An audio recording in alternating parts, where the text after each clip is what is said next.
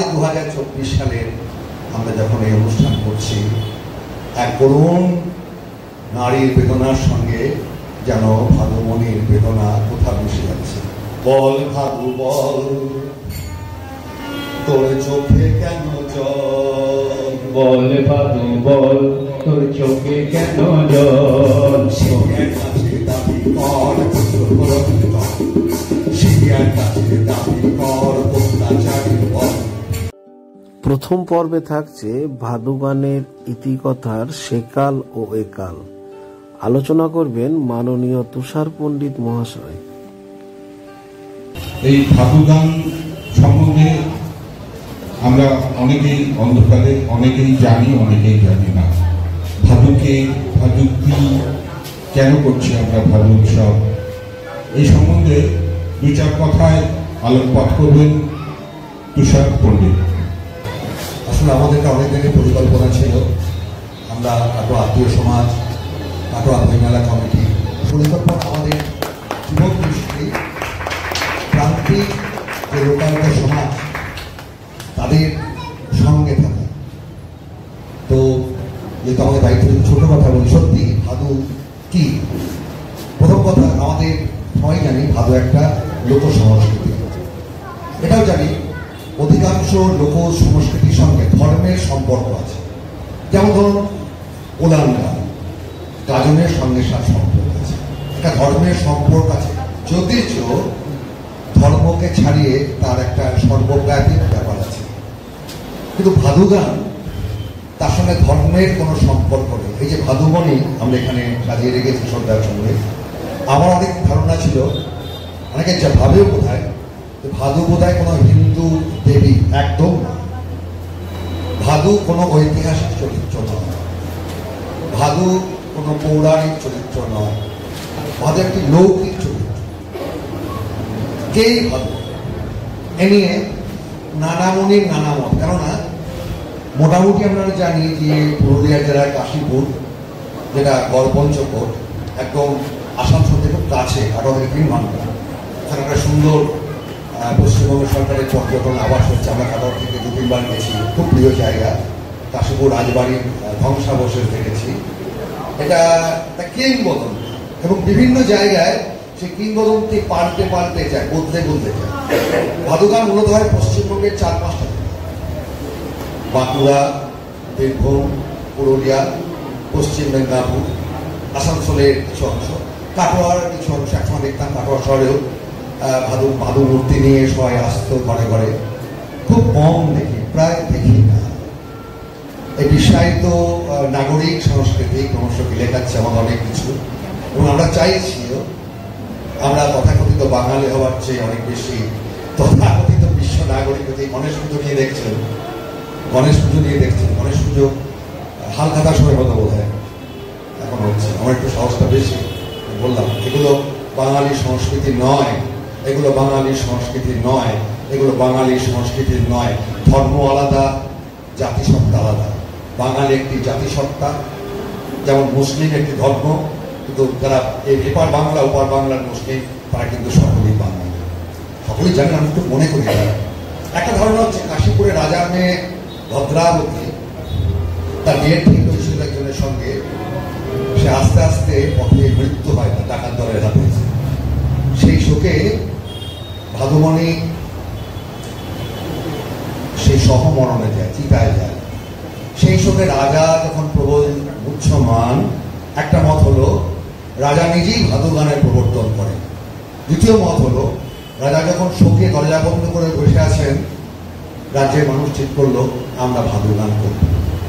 আমার মুশকিল হলো, এই যে ইলামবাজার জঙ্গল, এই যে বীরভূম, আরেকটা জনশ্রুতি, সেখানেও একজন গ্রামের মোড়ল হঠাৎ ধান ক্ষেত দিয়ে হাঁটতে হাঁটতে গিয়ে দেখে একটা সদ্যজাত শিশু সামনে পড়ে আছে, অসাধারণ সুন্দর। সে শিশুটিকে কোলে করে নিয়ে আসে, এবং অনাবৃষ্টির জগতে হঠাৎ বৃষ্টিপাত শুরু হয়। সবাই বলে ভাদুমণি খুব শুভলক্ষ্মী। রাজা যখন জানতে পারেন অপরূপ সুন্দরী, অপরূপা, রাজা তখন বলেন ওকে আমি আমার মেয়ে করে ঘরে আনবো। ভাদুমণি রাজি হয়। তো রাজা ঘোষণা করেন গরিবের কুটিরে পালিত ভাদুমণি আমার মেয়ে।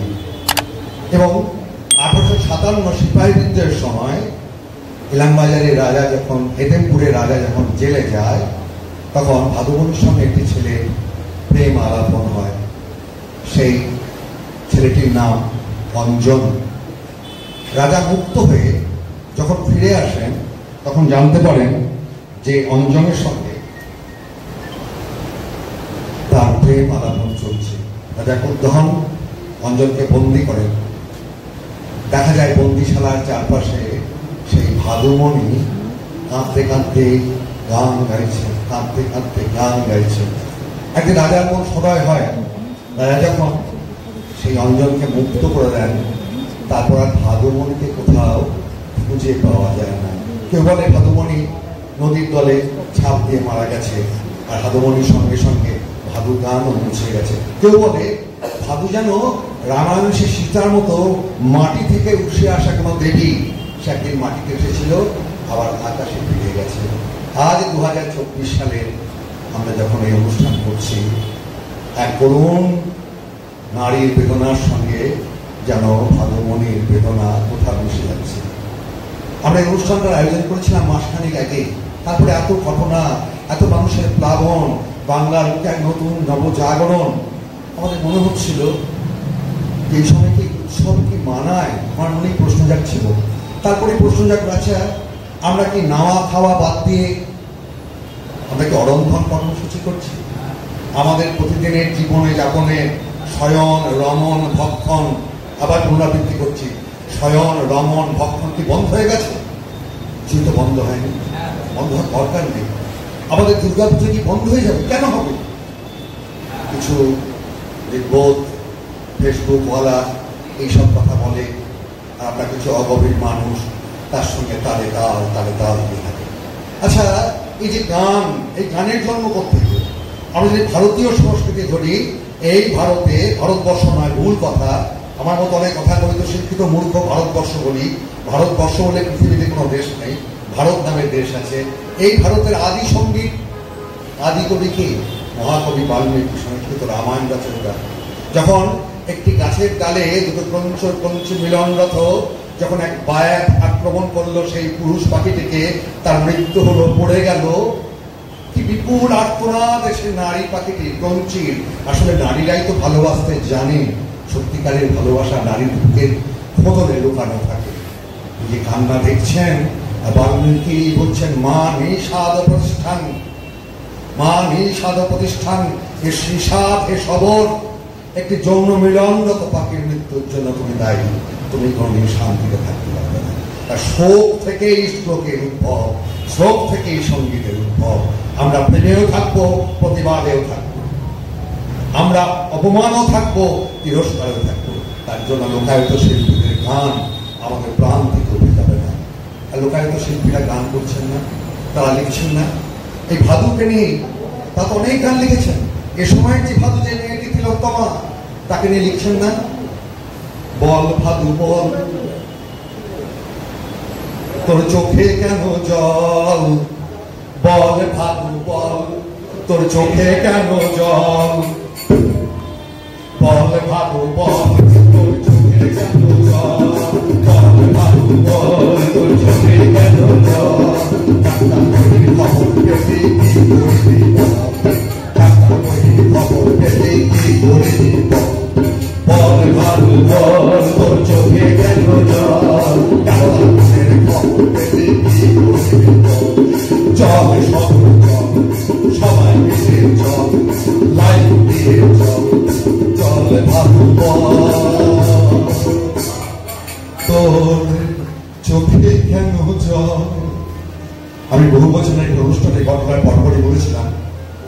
তারপর একজন সুপ্রতিষ্ঠিত শিক্ষিত মানুষ বলেছিলেন, তুষার পণ্ডিতকে জ্ঞানী গুণী বলে জানি, তিনি হিংসা ছড়াচ্ছেন। হ্যাঁ, আমি হিংসা ছড়াচ্ছি। আমার এই কথা রেকর্ড করে যদি কাটোয়া থানায় জমা দেন, গ্রেপ্তার করে, আমার কিছু বলার নেই। আসলে কোন রাজনীতি নয়। যারা সংকীর্ণ ছোট, যাদের ছোট স্বার্থ আছে, বিষয়টাকে রাজনৈতিকভাবে দেখছেন, এটা একটা মনোবিকার। আমার পুরুষ হিসেবে লজ্জা হয়, আমার বলতে ইচ্ছা করে শক্তি চট্টোপাধ্যায়ের মতো, আমাকে পুরুষ জন্ম দিলি কেন?